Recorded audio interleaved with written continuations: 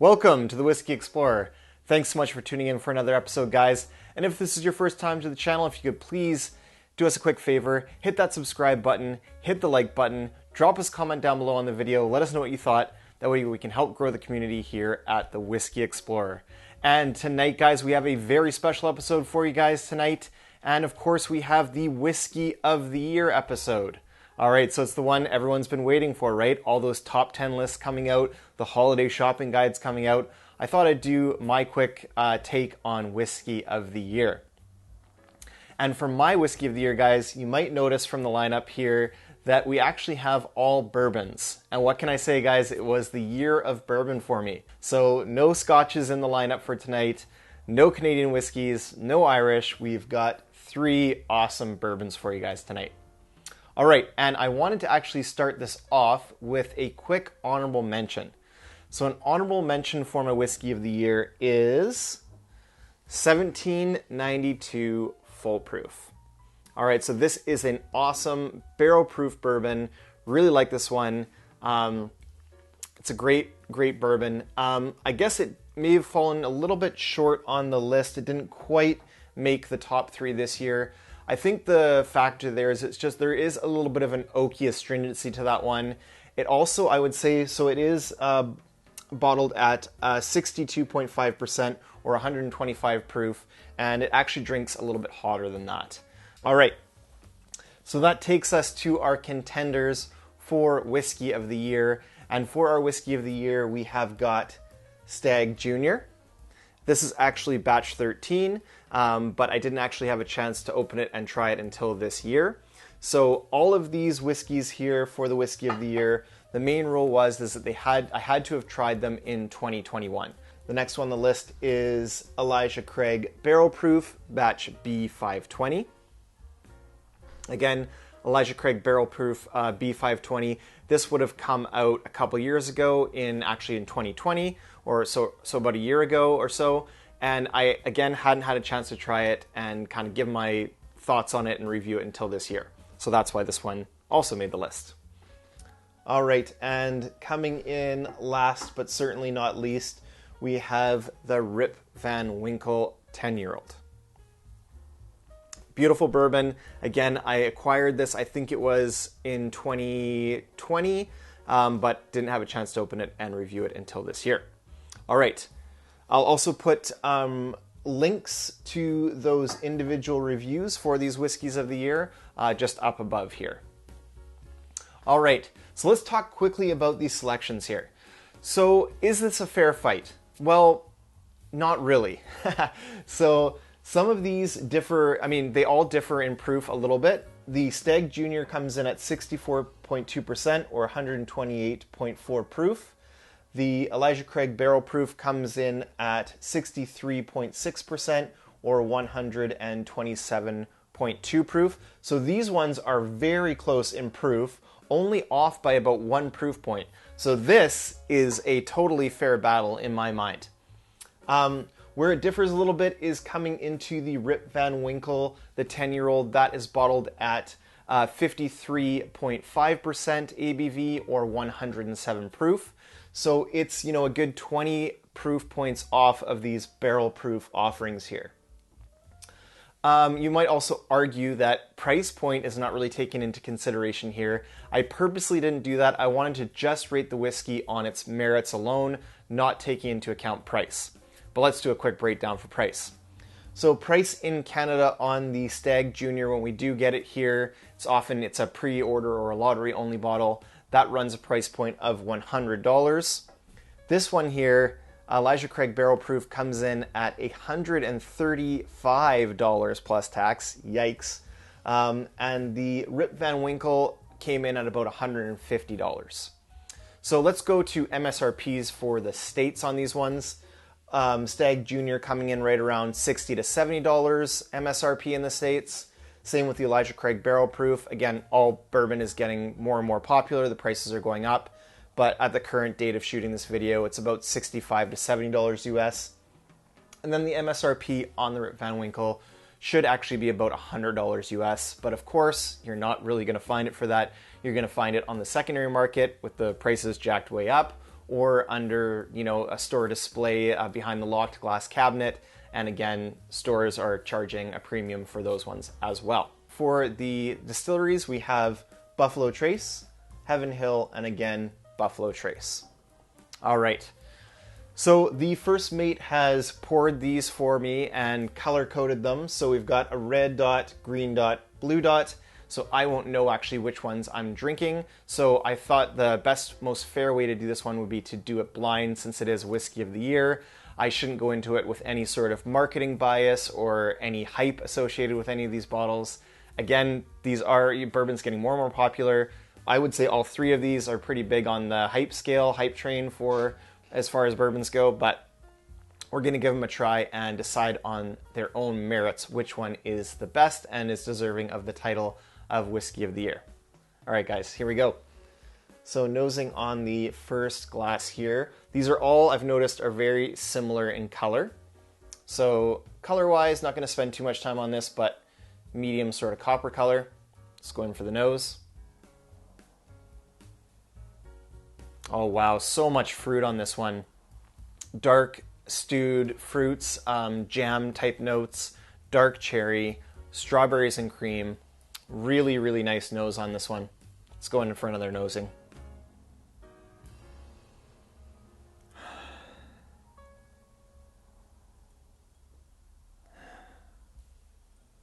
So on the second smells there, strawberries and cream, dark cherry, a little bit of vanilla note in there, some charred sort of brown sugar, a little bit of charred oak, almost a creme brulee note to that one as well. So like a burnt brown sugar kind of note to it. Really nice nose, very inviting, very delicious. I'll keep nosing, so I won't quite go in for the taste quite yet, but let's try the second one on the nose here. Quick palate reset there.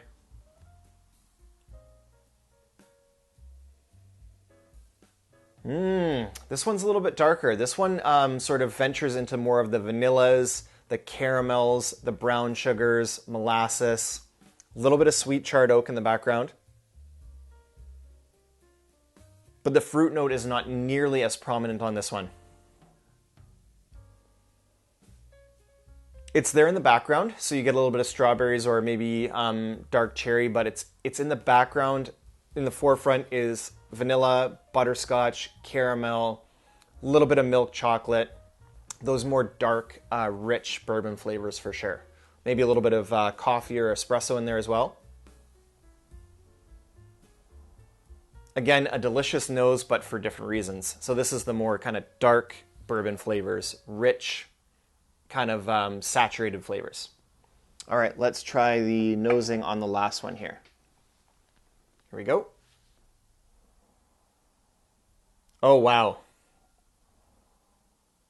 The nutty note jumped right out of the glass right away on this one, leading me, of course, these blind tastings aren't really designed for deciding which bourbon is which, but right away I've got to go, that's got to be the Heaven Hill signature kind of nutty nose to it. It's got to be the Elijah Craig Barrel Proof if I had to take a stab at a guess as to which one this is.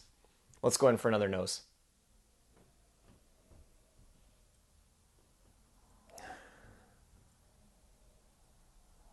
This one's all earthy, dark chocolate, nutty, a little bit of a marzipan note there, a little bit of sweetness, but not too much, a little bit of vanilla on the nose. There is a cherry note, but it's in the background again.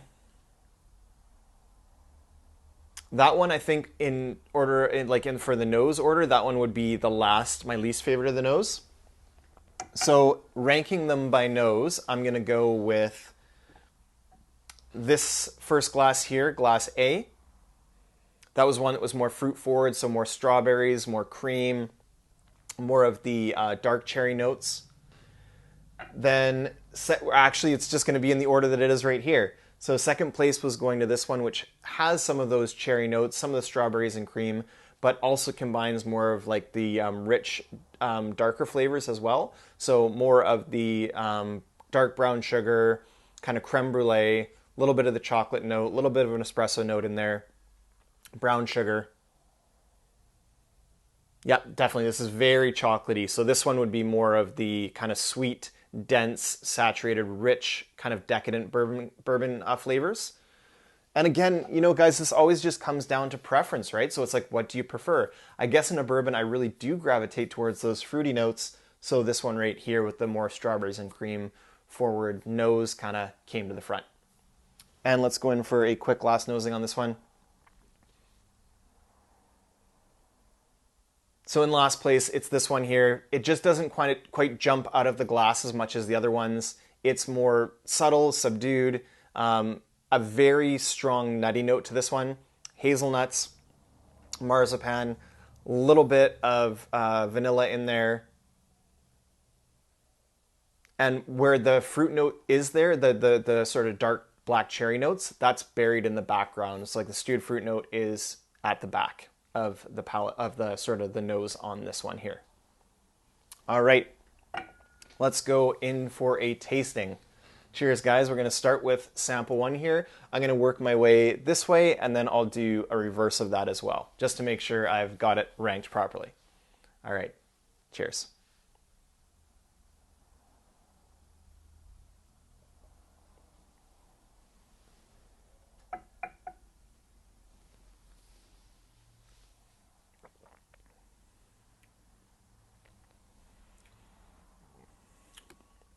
Wow, that one is wild. That's like so much strawberries, fruits. It's so saturated. It's a cherry note, but it is like a deep, dark cherry note. What I get on that one, I know like in the States you guys have the Luden's cough drops, like the cherry ones. For us in Canada, this would be like the NyQuil, like the cherry NyQuil. It's thick, it's syrupy, it is fully mouth coating, delicious flavor up front. It delivers on the strawberries, the dark cherries, the stewed fruits, the jammy notes. Then mid-palate you get vanilla, you get that sweet oak, get a little bit of charred oak in there as well. And then it's just like sugar. So like either just regular kind of white sugar or confectionery sugar sprinkled on top there. A very sweet, very delicious, sumptuous palate on this one. Absolutely gorgeous bourbon. I absolutely adore that. That's just delicious. Talking about the finish on this one, we've got a little bit of spicing going on there. So some cinnamon, nutmeg, kind of allspice, so like baking spices in there. Not too peppery finish though. So it's not super peppery like a black pepper or white pepper or any kind of cayenne there. It's really baking spice forward. All right, let's do a quick palate cleanse and I will go on to the next one.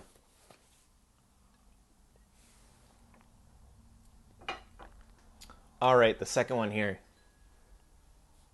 And if I had to put in a guess, I'm going to guess that's the Rip Van Winkle 10. I just remember that flavor profile. It's so distinct. I know it's not a game of guessing what the actual bourbon is, but that would be my guess, is this one is the Rip Van Winkle. All right, let's go in for this second one here. Cheers.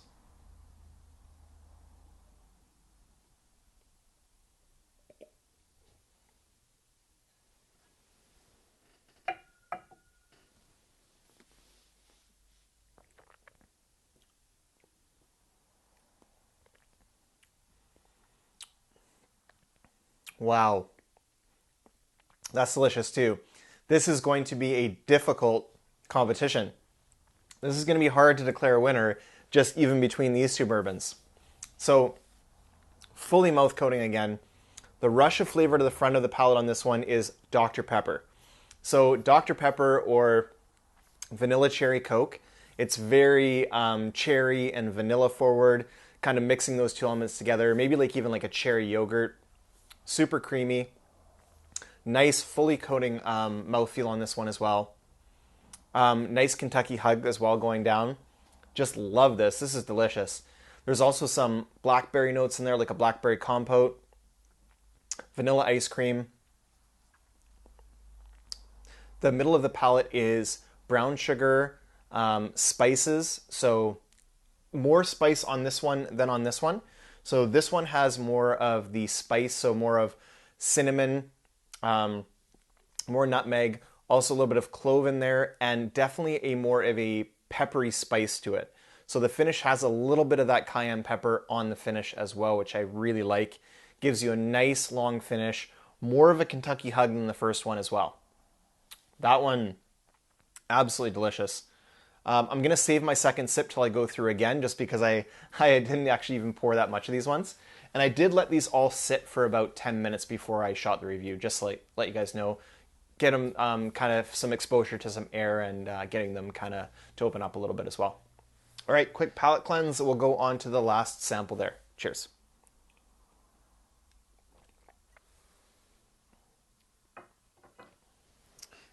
All right, this was one that I said was like a very nutty profile.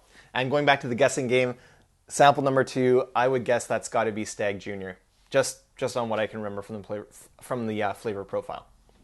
Okay, so sample 3, this was the one I said was very nutty. Oh, you know what? Interestingly enough, now more of the sweeter kind of fruit notes have opened up a little bit, more cherry in there now. Cheers.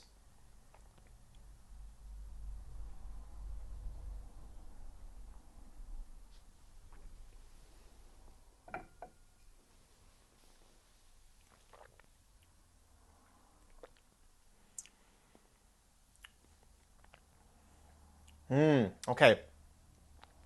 So the flavor profile on this one is darker, more dense. This one gives you a little bit of a funky note as well. There's a bit of funky oak note on this one. Sweet oak, but older oak as well. There is up front a very, I didn't get it as much on the nose as I mentioned, but on the actual palate, there's a lot of that rich dark cherry involved. Then it goes almost immediately into that sweet kind of funky oak note. Almost like a musty, dusty kind of basement vibe to this one. Deep, dark, rich flavors here. There is brown sugar, molasses, a lot of molasses, cocoa, so like a dark chocolate, and an espresso note to this one as well. And this one has a much more of an earthy vibe than the other two as well. Okay, so if I had to rank these ones off the bat, I would go, this one in the middle would be first, second would be this one, and third would be this one. It's going to go glass number 2 in first place, glass number 1 in second place, and glass number 3 is going to stay in third place. All right. So my prediction is Stag Junior, Rip Van Winkle 10, Elijah Craig, Barrel Proof B520. All right, let's see how I did. All right, guys, here we go. So the first one here is, I got it right, Stag Junior, blue dot. So just show you guys that real quick. Blue dot on the bottom there.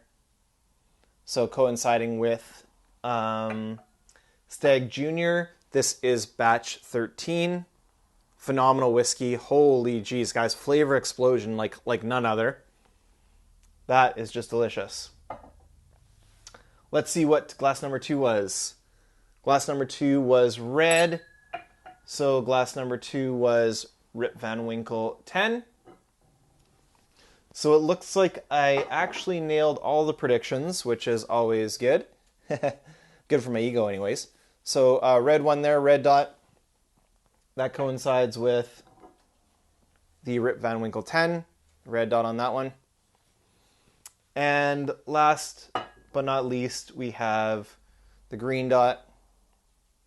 Elijah Craig Barrel Proof B520. And there you guys go. My whiskey of the year goes to Stag Junior batch B13. So batch 13, Stag Junior, followed by a close, very close, neck and neck second with the Rip Van Winkle 10, and then the Elijah Craig Barrel Proof. So thanks so much for joining me for this Whiskey of the Year review, guys. I hope you guys have a wonderful holiday season and a fantastic new year. May your sales be full and your drams be fuller. Cheers.